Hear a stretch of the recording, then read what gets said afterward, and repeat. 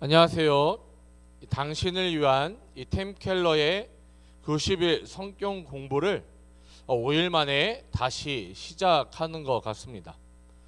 되도록이면 매일 성경 공부 영상을 올려드리고자 했지만 이 여러 가지 사역과 현장 예배 준비로 인해 성경 공부 영상을 올려드리지 못한 점 우선 사과를 먼저 드립니다. 오늘은요, 이 5번째 강의 자유의 복음이라는 주제로 함께 공부해 보도록 하겠습니다. 이 갈라디아서 2장 1절에서 5절을 중심으로 오늘 내용을 함께 살펴보도록 하겠습니다.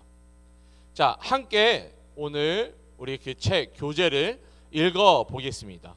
바울은 14년 동안 온 세상에 복음을 전했습니다.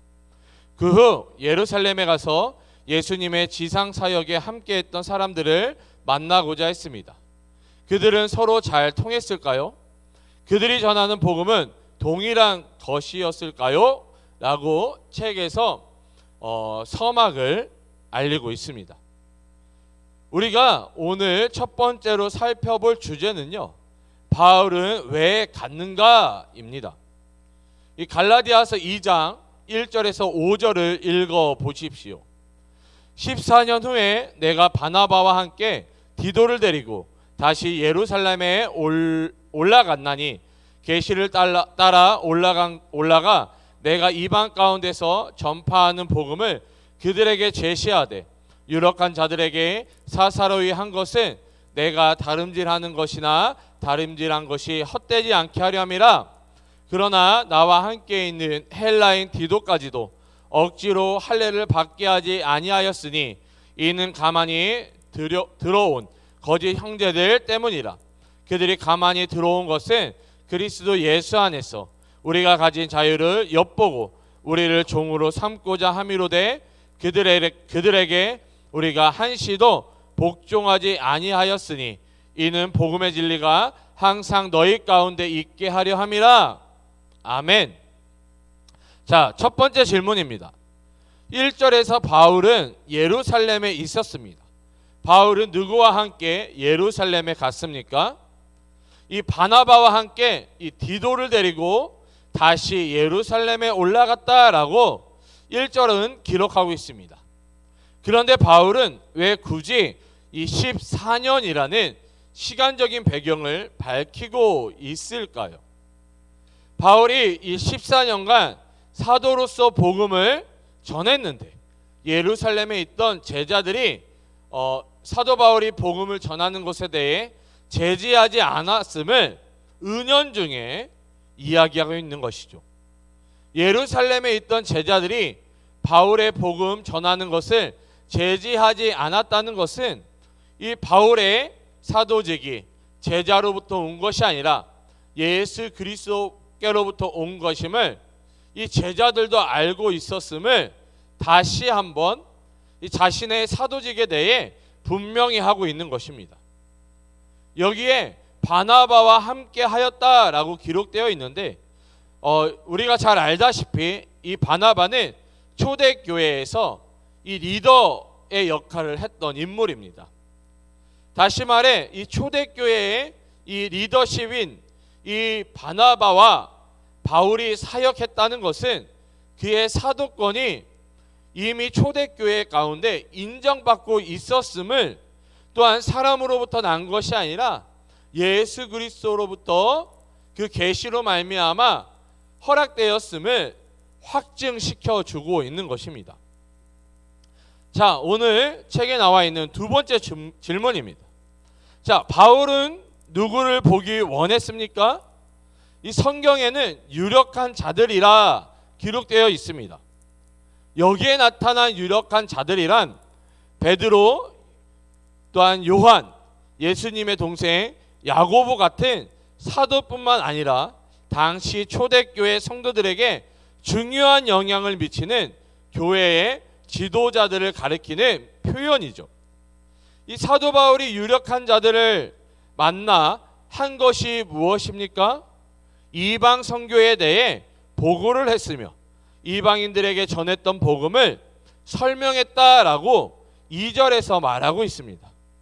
그런 바울이 이 예루살렘에 있는 유력한 자들에게 전했던 복음의 메시지는 무엇이었을까요? 바로 이 율법과 할례에 대한 메시지였습니다. 사도 바울이 예루살렘에 있는 유력한 자들을 만나 율법과 이 할례에 대해 이야기한 이유는 무엇일까요?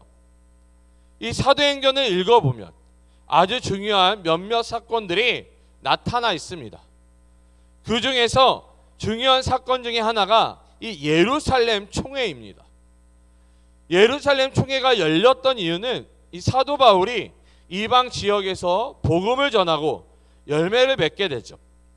그런데 유대 출신의 한 지도자가 이방 지역에 있었던 이 안디옥 교회에 와서 이방인 개종자도 모세의 율법대로 할례를 받지 않으면 구원을 얻지 못한다라는 유대주의적, 율법주의적 유대주의 신앙관, 다시 말해 이 거짓 복음을 가르치면서 교회 내에 혼란이 빚어지게 되었습니다.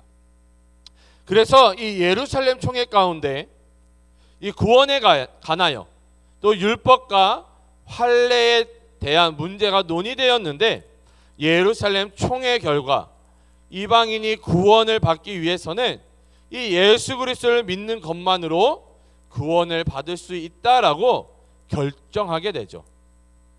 자, 아무튼 이러한 예루살렘 총회 이후에 사도 바울은 다시 한번 이 예루살렘에 방문하여 이 갈라디아 지역의 이 거짓 교사들로 말미암아 이 예수 그리스도를 믿는 것 외에 율법과 할례를 행해야만 구원을 얻을 수 있다는 이 거짓된 교훈을 바로 잡고 있는 것입니다. 그리고 이것을 예루살렘에 있는 유력한 자들에게 다시 한번 상기시키며 설명하고 있는 것이죠. 자, 그럼 책에 나와 있는 세 번째 질문입니다. 그렇다면 왜 바울은 내가 전파하는 복음을 그 사람들에게 알리고자 했을까요? 우리가 사도행전을 통해 알 수 있듯이 이 베드로를 비롯한 이 제자들도 이 유대주의적인 생각에 빠져 이 복음을 온전히 이해하지 못하고 있었기 때문입니다. 이 베드로가 유대주의적인 생각에 빠져 복음을 완전히 이해하지 못했던 사건이 무엇입니까? 이 사도행전 10장에 이 베드로가 환상 중에 하늘에서 내려온 이 보자기를 보게 되죠. 그리고 거기에는 이 율법 가운데 나타난 이 부정한 동물들이 담겨 있었습니다. 그런데 하나님께서 그것들을 잡아 먹으라고 베드로에게 말씀하시죠. 하지만 베드로는 속되고 깨끗하지 아니한, 다시 말해 이 부정한 동물을 내가 먹을 수 없다라고 하나님께 말합니다. 자, 이러한 일이 3번이나 반복이 됩니다. 자, 그런데 이 사도행전 10장 15절을 읽어보면 또 두 번째 소리가 있으되 하나님께서 깨끗하게 하신 것을 내가 속되다 하지 말라 하더라. 이 베드로가 한상을 경험한 후에 이 고넬료라는 이방인에게 처음으로 복음이 전해집니다. 다시 말해 이 예수님의 수제자로 불렸던 이 베드로조차 유대 율법주의적인 생각에 빠져 이 복음을 잘못 이해하고 있었던 것입니다. 그렇기 때문에 하나님께서는 이 부정한 동물들을 통해서 이 이방인을 향한 하나님의 이 복음 전파를 깨닫게 해주신 것이죠. 그렇기 때문에 사도 바울은 이 예루살렘에 있는 이 유력한 자들을 만나 이 진정한 복음에 대해 유대주의적 사고에 빠진 온전치 못한 복음이 아니라 예수 그리스도를 믿음으로 말미암아 구원을 얻게 된다는 이 온전한 복음을 다시 한번 선포하며 설명하고 있는 것입니다. 자, 오늘 교재에 우리 책을 함께 읽어봅시다. 이미 그리스도 예수 안에서 우리가 가진 자유가 있으므로 우리는 하나님께 순종해야만 하나님과 자신 그리고 다른 사람들에게 온전히 받아들여질 수 있다는 생각으로부터 자유로울 수 있습니다. 이 자유 안에서 우리는 말할 수 있습니다. 우리는 스스로 생각했던 것보다 훨씬 더 악하지만 바랐던 것 이상으로 그리스도 안에서 사랑받고 받아들여졌습니다. 그러나 이 거짓 형제들은 바울과 반대로 이방인이 그리스도를 믿더라도 할례를 받아야만 하나님께 온전히 받아들여진다고 가르쳤습니다. 이 소식을 들은 바울은 마음이 급했습니다. 한시라도 빨리 예루살렘의 리더들도 바울과 같은 자유의 복음을 가르치는 확인해야만 했습니다. 이 논쟁에 있어서는 이 할례가 중요했습니다.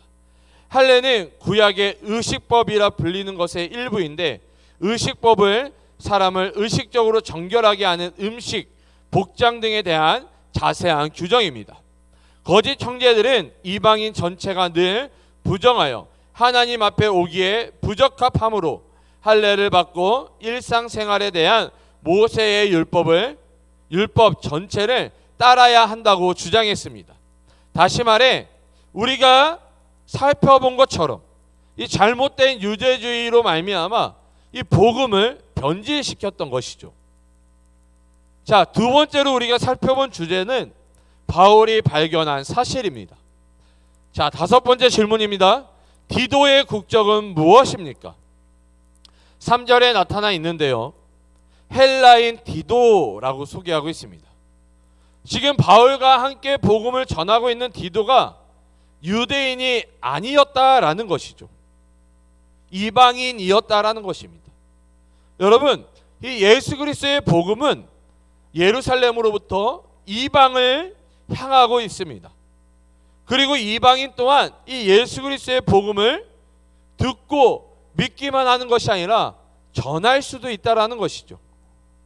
이것은 유대주의에 빠진 유대인들에게 있어 굉장히 파격적인 것이었습니다.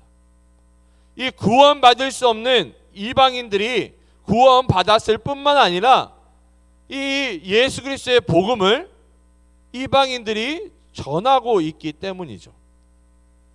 자, 여섯 번째 질문입니다.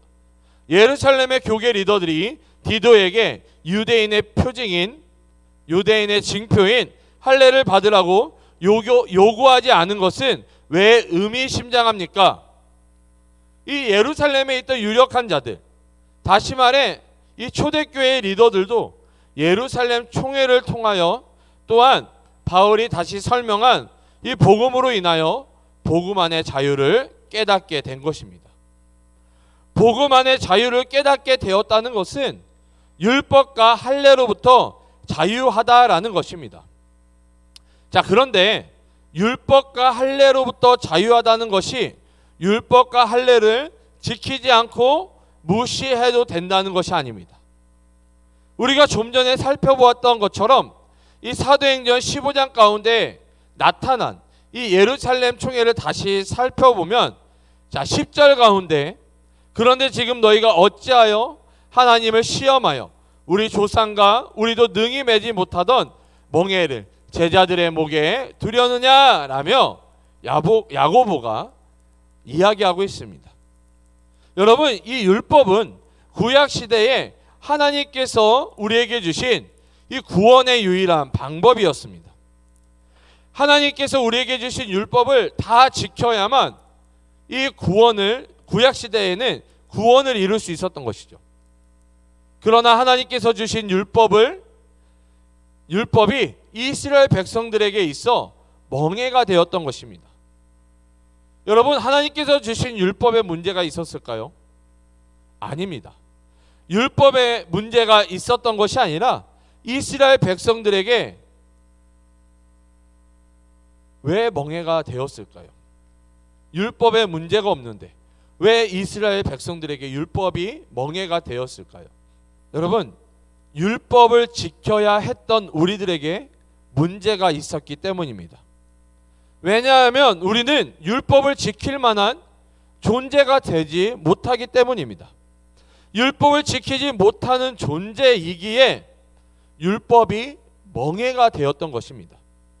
그렇기 때문에 구약 성경은 인간이 이 하나님의 율법을 절대로 지킬 수 없는 존재임을 계속해서 고발하고 있는 것이죠. 그러면서 인간에게는 이 구원자가 필요함을 계속해서 강조하고 있는 것이 이 구약 성경의 큰 흐름입니다. 그래서 예수님께서 이 땅 가운데 율법의 완성자로 오신 것이죠. 율법의 완성자인 예수 그리스도를 우리가 나의 구주, 나의 하나님으로 영접했기 때문에 율법의 멍에로부터 자유로울 수 있는 것입니다. 그렇다고 해서 우리가 율법을 지키지 않거나 무시해서는 안 됩니다. 우리가 구원받은 자로서 마땅히 감사함으로 기뻐함으로 무엇보다 하나님을 사랑함으로 율법을 지켜 행하는 것이 우리가 마땅히 해야 할 일인 것입니다. 책에서 질문하고 있는 것처럼 이 예루살렘의 리더들이 디도에게 할례를 요구하지 않았다는 것은 그들이 유대 율법주의적인 생각에서 벗어나 온전한 복음을 깨닫게 된 것을 의미하고 있는 것이죠. 자, 그럼 마지막 질문입니다. 디도가 할례를 받아야 했다고 상상해 보십시오. 만일 그렇다면 바울이 전파했던 복음의 진리를 어떻게 잃게 되었을까요? 여러분, 거짓 교사들이 예수 그리스도를 믿고 율법을 지키며 할례를 행해야 구원을 이룰 수 있다라는 것은 결국 무엇을 의미하는 것입니까? 예수님께서 우리를 대신해 이 십자가에서 대속하신 것이 완전하지 않다라는 것입니다. 이 예수님의 죽으심이 완전하지 않기 때문에 또 다른 행위를 통해서 구원을 이루어야 한다라는 것이죠. 다시 말해 예수님께서 완벽한 메시아가 아님을, 완벽한 구원자가 아님을 이 거짓 교사들의 이들의 주장에 따르면은 예수님이 메시아가 아니다, 구원자가 아니다라는 것을 인정하게 되는 것입니다. 예수님께서 완벽한 구원자가 되지 못하시며 예수님께서 완벽한 구원자가 아니시기 때문에 율법과 할례를 지켜야 한다라면 여러분, 구원은 전적으로 하나님께 속한 것이 아니라 인간 편에 속하게 되는 것입니다. 왜 그래요? 예수님의 그 대속하심이 완벽하지 않기 때문에 인간인 우리들이 인간인 편에서 어떠한 것들을 노력하고 행하고 이루어야 한다라는 것입니다. 결국 이 구원의 완성이 인간에게 있다라는 것이죠. 거짓 교사들은 이것을 이야기하고 있는 것입니다. 그렇기 때문에 바울은 이 구원을 말할 때에 하나님께서 값없이 주신 선물이라고 계속해서 강조하고 있는 것입니다. 우리는 구원을 받고자, 축복을 받고자 하나님을 섬기고 예수 그리스도를 믿는 것이 아니라 하나님께서 우리를 이미 태초 이전부터 선택하시고 예수 그리스도로 말미암아 이 구원을 받은 자로서 율법을 지키며 하나님 나라와 영광을 위해 살아가야 하는 것입니다. 자, 책의 마지막 적용입니다. 책을 읽어보면 하나님이 바울 시대에 행하신 일들을 왜 오늘날의 우리에게 중요한지 생각해 보십시오. 다른 종교는 스스로의 노력으로 구원을 얻으라고 하여 우리에게 자유를 주지 못합니다. 그에 반해 이 복음의 자유를 온전히 누리는 하루가 되길 바라며 오늘 말씀을 다시 읽어보시기를 바랍니다. 하나님께서 예수 그리스도를 통해 우리에게 이미 이 복음의 자유를 허락해 주셨음을 믿으며 율법이 우리의 멍에가 되는 것이 아니라 하나님을 사랑함으로 감사함으로 기뻐함으로 율법을 지키는 우리 모두가 되었으면 좋겠습니다. 무엇보다 하나님을 사랑하고 감사함으로 예배자의 삶을 살아가는 우리 모두가 되시기를 주님의 이름으로 축복합니다. 자, 기도 부분입니다. 책을 읽어보면요, 그리스도 안에서 우리가 가진 자유를 손상시키는 어떤 사람 혹은 어떤 것으로부터 보호해달라고 강구하십시오. 우리가 절대로 거짓 교사들에게 현혹되지 않도록 특별히 요즘에는 여러분 이 유튜브를 통해 너무나도 많은 이 거짓 이단들이 많은데 절대로 거짓 이단들에게 빠지지 않도록 보호해달라고 기도하시며, 여러분 유튜브를 통해서 말씀과 성경을 배우는 것이 아니라 꼭 교회 목사님들을 통해 말씀과 성경을 배우시기를 바랍니다. 여러분 이 비대면으로 말미암아 이 영상 예배가 이 한국 교회 가운데 활성화되었습니다. 그런데 그만큼 이단들도 유튜브를 통해 거짓된 복음, 여러분 가짜 뉴스들이 많다고 하잖아요. 마찬가지로 거짓 복음들이, 거짓 진리가 너무나도 많이 있습니다. 여러분 유튜브를, 여러분 우리가 이것이 거짓인지 진리인지 우리가 잘 알지 못해요. 그렇기 때문에 여러분 유튜브를 통해서 성경 말씀을 듣고 성경 공부하는 것이 아니라 꼭 교회를 통해서, 그리고 검증된 교회의 그런 영상을 통해서만 여러분 말씀과 성경 공부에 참여하시길 바랍니다. 잘 알지 못하는 어떤 교회나 잘 알지 못하는 어떤 분들의 성경 공부나 여러분 말씀을 유튜브를 통해서 절대로 듣지 않으시기를 간절히 부탁드립니다. 자, 내일 우리 계속해서 우리 6번째 강의로 만나도록 하겠습니다. 안녕. 오늘 하루도 승리하세요.